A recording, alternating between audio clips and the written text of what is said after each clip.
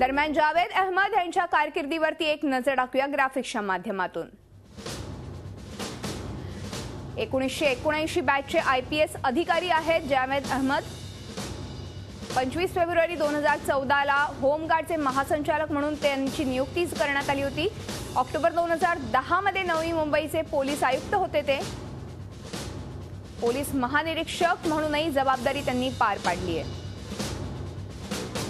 प्रामाणिक अधिकारी म्हणून पोलीस दलात त्यांची ओळख आहे।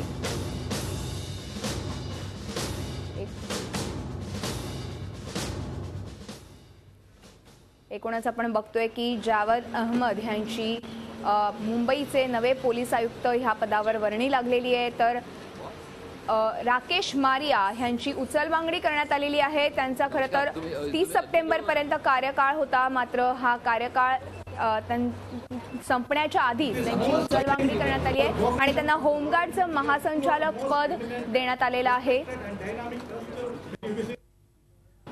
राकेश मारिया हे गेले अनेक 15 दिवस डोळ्यात तेल घालून शीना बोरा हत्या प्रकरणाची सखोल तपासणी करत होते, मात्र एकूणच मुख्यमंत्र्यांची नाराजी कुठेतरी त्यांच्यावरती होती आणि अर्थात त्यामुळे त्यांची उचलबांगडी करण्यात आली आहे का, हा एक महत्त्वाचा प्रश्न या ठिकाणी उपस्थित होतोय। दरम्यान जावेद अहमद यांच्यावरती वारंवार अन्याय होत असल्याचंही बोललं जात होतं आणि अखेर त्यांना खुश करण्यासाठी का होईना त्यांना मुंबईचे नवे पोलीस आयुक्त ह्या पदावर वर्णी करण्यात आलेली आहे, त्यांना देण्यात आलेले हे पद असं बोललं जात आहे। आणि आपण ह्या संदर्भात अधिक चर्चा करूया। आपले YP सिंग आहेत आपल्या सोबत फोन लाईन वरून। सर, आपण बघतोय की राकेश मारिया यांची उचलबांगडी करण्यात आलेली आहे आणि जावेद अहमद यांना मुंबईचे नवे पोलीस आयुक्त पद देण्यात आलेलं आहे, काय सांगाल एकूणच? मला असं वाटतं ही जी बदली आहे ते कायद्याप्रमाणे चुकीची आहे। राकेश मारिया जे आहे त्यांना 30 तारखेला या कारणास्तव सरकारने सांगितलं बदली केलेली आहे, कारण की 30 तारखेला त्यांची बदली हवी होती आणि तेव्हा जे बंदोबस्तची वेळ होती म्हणून आधी एक दिवसा आम्ही ऑफिस आणलेला आहे। पण त्यांची बदली का हवी होती? त्यांची बदली या कारणास्तव हवी होती की त्यांची ते ऍडिशनल DG रँकची पोस्ट मध्ये सध्या आहे आणि त्यांची पदोन्नती होणार होती, पदोन्नतीनंतर ते DG होणार होते, म्हणून त्यांची बदली हवी होती।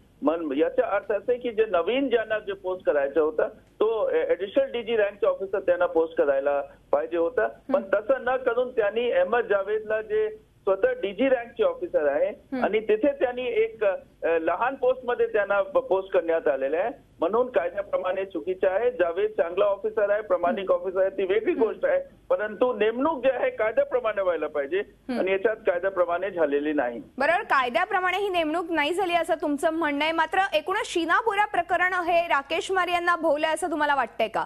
मला असं वाटत नाही की शीना बोरा प्रकरण एवढा मोठा प्रकरण आहे की एक कमिशनरची त्यात जे बदली करण्यात येणार आणि शीना बोराचं मर्डरचा केस आहे आणि त्यामध्ये जेवढा करायचं होतं तेवढा झालेला आहे आणि मला असं वाटत नाही की हा एवढा मोठा कारण आहे, कारण मला असं वाटतं की अंदुरुनी जे IPS मध्ये रायव्हलरी आहे तिथे जे आपसात जे एक प्रतिस्पर्धा आहे ऑफिसर लोकांची, एका ऑफिसर दुसऱ्याला काढून स्वतः एक चांगली पोस्ट मध्ये पोस्टिंग करायला पाहिजे, अशा प्रकारची जिथे राजकारण आहे त्या राजकारणमुळे झालेलं आहे। नंबर 1 नंबर 2 BJP गव्हर्नमेंट जे आहे ते मारियाची पोस्टिंग काँग्रेस सरकारने केली होती, युती सरकार तेव्हाची आघाडी सरकारने केली होती आणि BJP सरकारला हे मान्य न होता की मारियाला तिथे पोस्ट करण्यात आलेलं, कारण की जावेद तेव्हा त्यापेक्षा सिनियर होते आणि त्यांची पोस्टिंग न करून मारियाची पोस्टिंग केली होती आणि म्हणून असं वाटते की हे जे अंदरुनी कारण आहे त्या कारणास्तव हे सगळे पॉलिटिक्स झालेली आहे। बरोबर, एकूणच आपण बघतोय की राजकीय हेतूने किंवा राजकीय सुडाने ही पोस्टिंग करण्यात आली असेल, मात्र होमगार्डचं महासंचालक पद त्यांना राकेश मारिया यांना देण्यात आलंय। मात्र जे आपण जावेद अहमद यांच्या बाबतीत बोलतोय ते म्हणजे त्यांच्यावरती वारंवार अन्याय होत असल्याचंही अनेकदा समोर आलं होतं आणि अखेर त्यांना कुठेतरी खुश करण्यासाठी का होईना त्यांना मुंबईचे पोलीस आयुक्त पद देण्यात आलंय। मला असं वाटत नाही की कुठल्याही पोस्टला कोणाला खुश करण्याकरता जर पोस्टिंग केली, पोस्टिंग जे आहे कायद्याप्रमाणे पाहिजे, ज्यांची जे पद आहे त्या पदाचं अनुसरण झाली पाहिजे, ज्या पगारची जेवढी पगार आहे ज्या पोस्टची जेवढी पगार आहे तेवढेच पगार मिळणाऱ्या ऑफिसरला तिथे पोस्टिंग करायला पाहिजे। पोस्टिंग जनहित मध्ये असतात आणि फक्त एका माणसाला अन्याय झालेला आहे म्हणून जे आहे त्यांची कायदा डावलून पोस्टिंग करण्यात येत आहे. हे चालत नाही. देशामध्ये कायद्याचा राज आहे आणि म्हणून मला असं वाटतं की जर कोणी याच्यात कोर्टात गेलं मग राज्य सरकारला हे ते वाईट परिस्थिती होणार हे नक्की आहे. त्याचबरोबर सर अजून एक महत्वाचा मुद्दा तो म्हणजे राकेश मारिया हे एटीएसचे प्रमुख देखील होते, सिनियर देखील आहेत, मात्र महासंचालक पद ते सुद्धा होमगार्डचं त्यांना मिळालेलं आहे.